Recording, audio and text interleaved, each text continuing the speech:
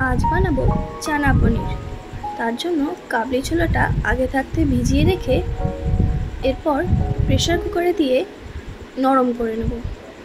তাতে 1 চামচ নুন আর হলুদ দিয়ে কয়েকটা সিটি মেরে সেদ্ধ করে নেব।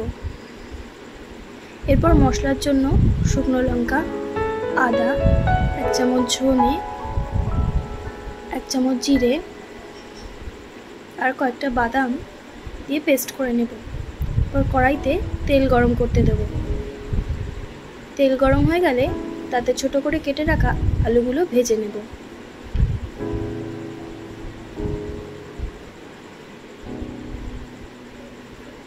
আলুগুলো ভাজা হয়ে গেলে তুলে নেব। এরপর পনিরগুলো অল্প হলুদ আর লঙ্কার গুঁড়ো দিয়ে ভেজে নেব।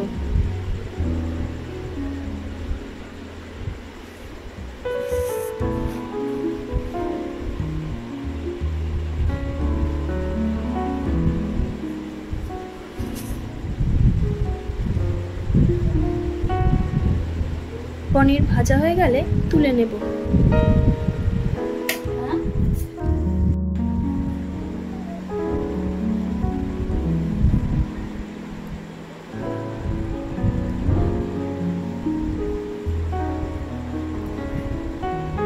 পনির ভাজা হয়ে গেলে ওই তেলে তেজপাতা, শুকনো লঙ্কা,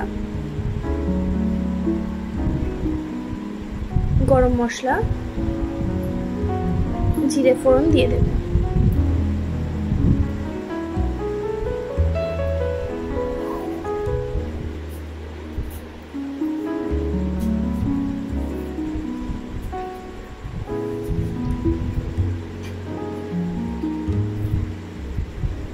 এরপর পেস্ট করে রাখা মশলাটা দিয়ে দেব।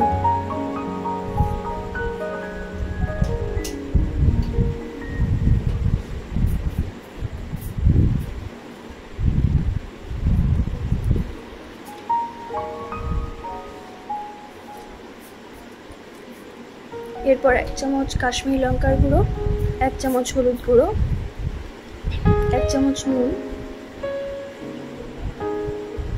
দিয়ে ভালোভাবে কষিয়ে নেব।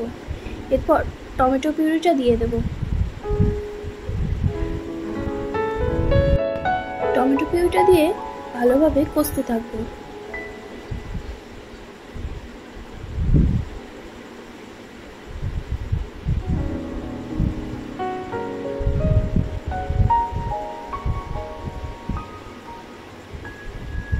যতক্ষণ না তেল ছাড়ছে ততক্ষণ কষতে হবে।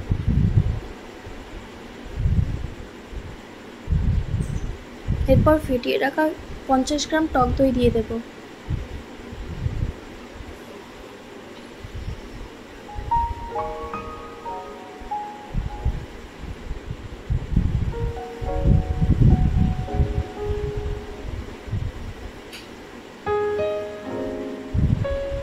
এরপর ভেজে রাখা আলুগুলো দিয়ে কষিয়ে নেব।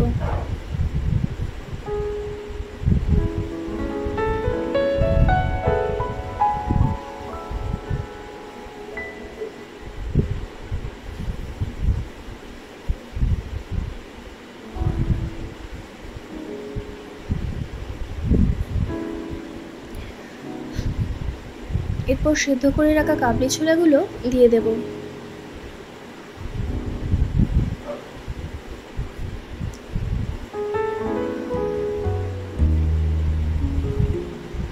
কাবলি ছোলাগুলো দিয়ে একসাথে ভালোভাবে কষিয়ে নেব।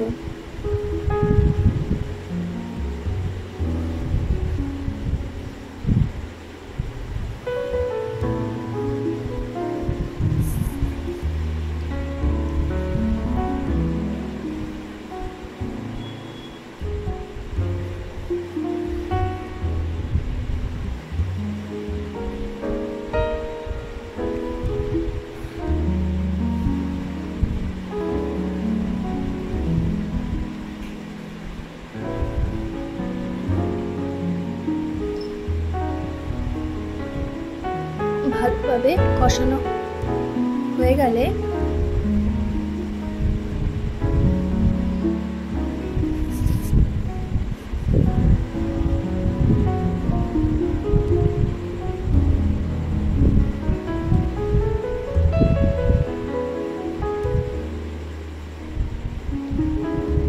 এরপর ছোলা সেদ্ধ করা জলটাই দিয়ে দেব।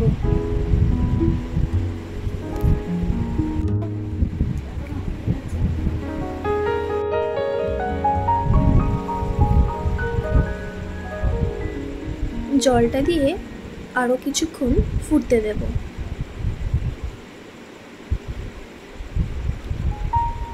বেশ 2-3 মিনিট ফোটাতে হবে। ছোলা আগে থেকেই সেদ্ধ করা আছে।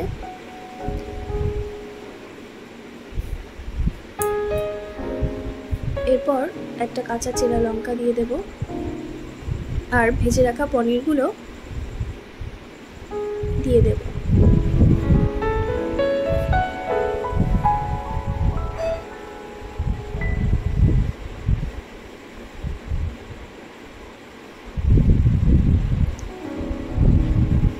আলুও ভালো মতো সেদ্ধ হয়ে গেছে, ছোলাগুলোও ভালো মতো সেদ্ধ হয়ে গেছে। পনির দিয়ে বেশিক্ষণ নাড়া দিলে পনিরগুলো ভেঙে যেতে পারে।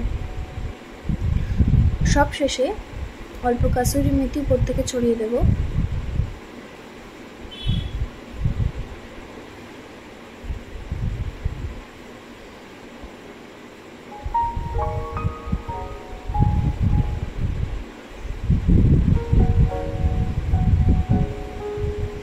এক চামচ ঘি দিয়ে দেব।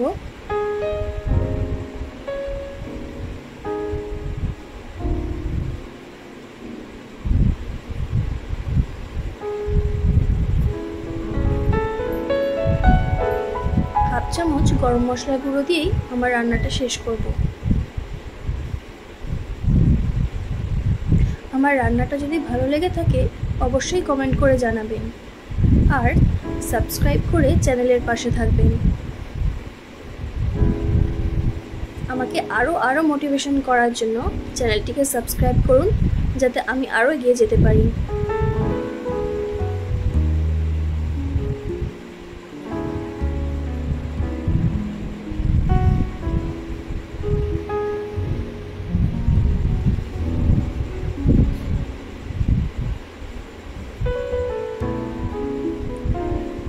এরপর এই পনিরটা আমি লুচির সাথে সার্ভ করব।